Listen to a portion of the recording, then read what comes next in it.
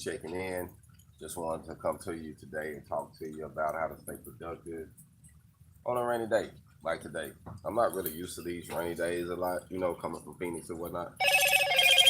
But there's more rainy days in Oklahoma City, I have noticed, than what I am accustomed to from being, in Phoenix, Arizona for so long. But I grew up in the rain, and it just made me think about something where if you prepare properly during the times when it's not looking like this, not gloomy, then having your own products where people can purchase online and in a store, it's going to be how you win. It's how you stay afloat because people still need things. There's still necessity things that need to be bought. There's still great services that still need to be provided. So products over talent is so important, man. I just want to stress that to my subscribers, to my fans. Product over talent, man. You want to invest in product over talent. Like that's the goal, is to put yourself in a situation where you're not depending on earned income. You want to have passive income set up. You want to have it set up where you actually work for it, but now it's actually coming to part for you. Good rising, brother. Good rising. Yeah, it's rainy here. What you say?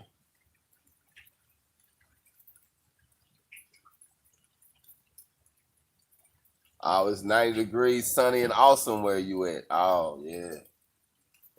It ain't sunny and awesome here today.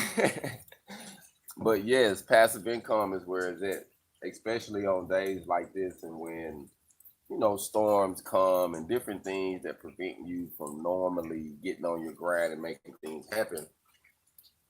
Passive income is what's going to allow you to actually really, really get some things going for yourself.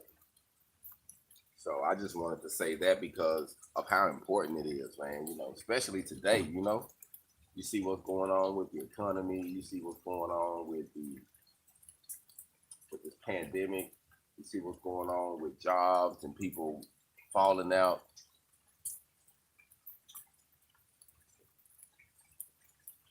What you say now?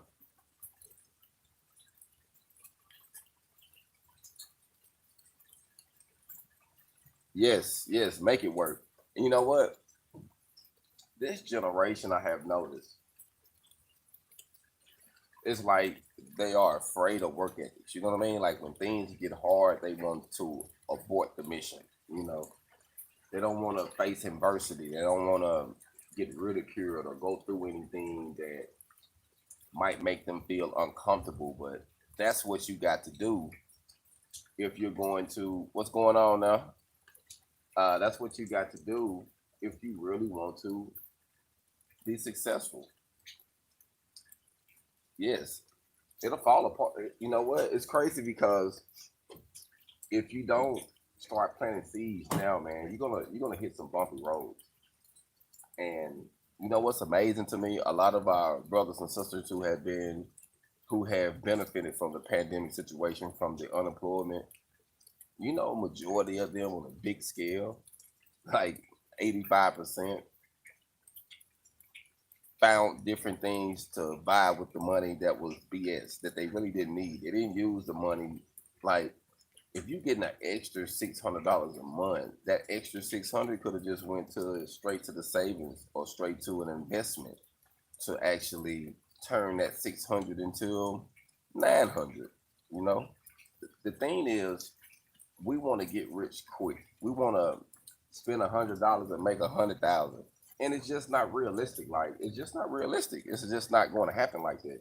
So we have to realize that it's a time. It takes time, and I'm gonna give you something realistic too. Now that I'm thinking about it, I'm gonna give you something realistic. If you are the type of person that puts money in the shoebox, that money in that shoebox gonna hold no interest. Yeah, yes. But if you're the type of person that got money in the shoebox and you have that money in the shoebox for a year, you're actually losing 3% of that money because each year cost of living goes up. Each year the cost of living goes up, so you lose money by not investing your money. Okay, say you take that same money out that shoebox and you put it in a savings account or a checking account. Majority of them, especially savings, let's say savings account, majority of them you're only getting 0.01%. You, in a year's time, you're not making no money. You haven't even made $1,000 on your $10,000. Let's say that's what you had inside the bank, 10,000. You haven't even made $1,000. Now, say you get into some stocks.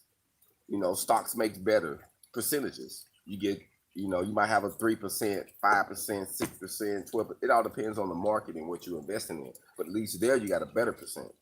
But when it comes to investing your money, like in real estate, to actually flip the money, or having products that you can build. Say if it takes you $1,000 to build a product, and then that product you sell that product for $5,000. You see what I'm saying? That's the that's the great flip to me, when you invested in something that's worth way more of a value.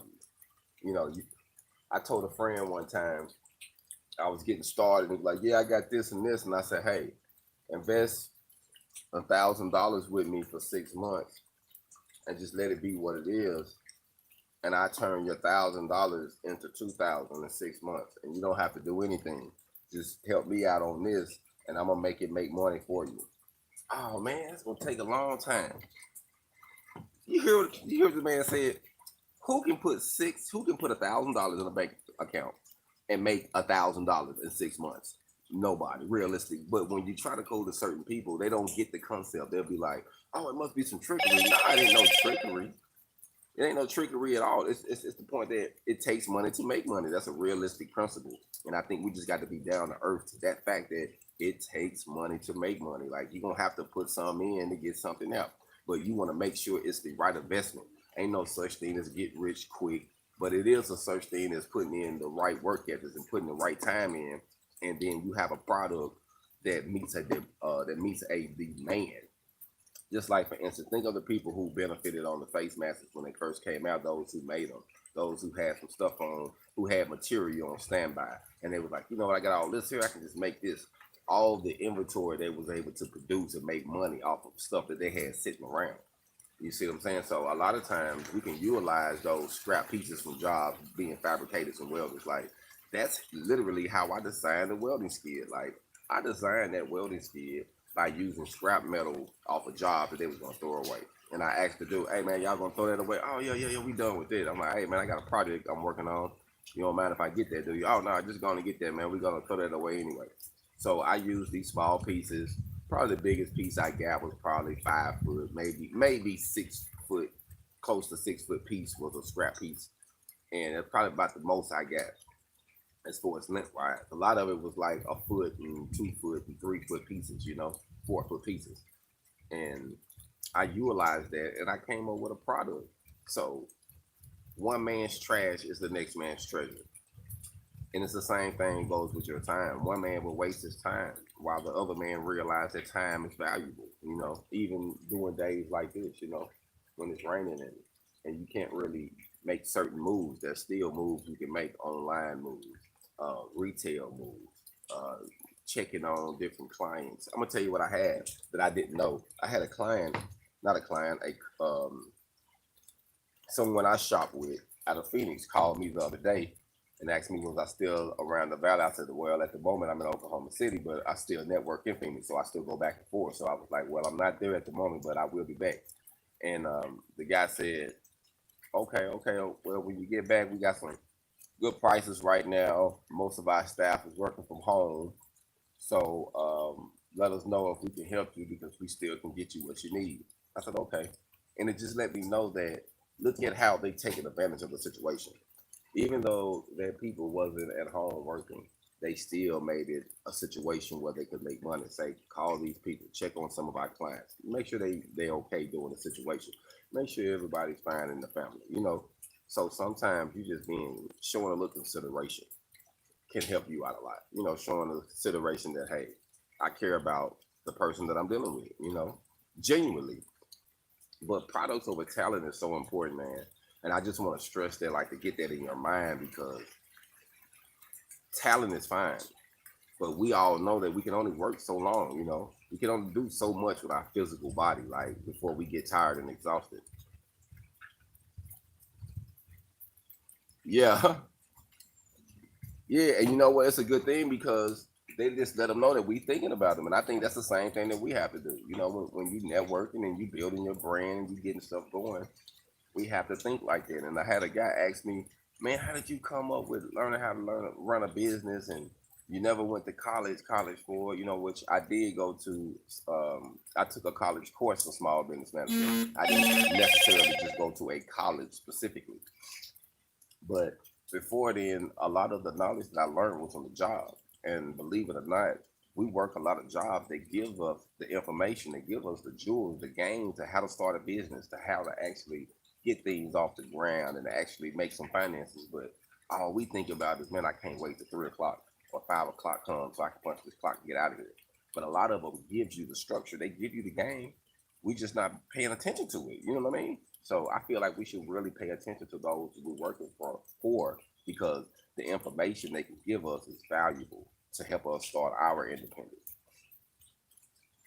See what you're saying, man. I'm gonna check in because I can't really see back here.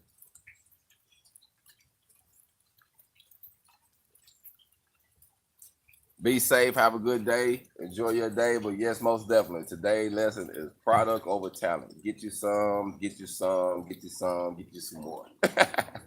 So before I let everybody go, which I'm about to get ready to ride out myself, I just wanted to talk about that for a second, man, because I know how important it is. I know how important it is to actually have product over talent, to actually have something that you can turn um, into income.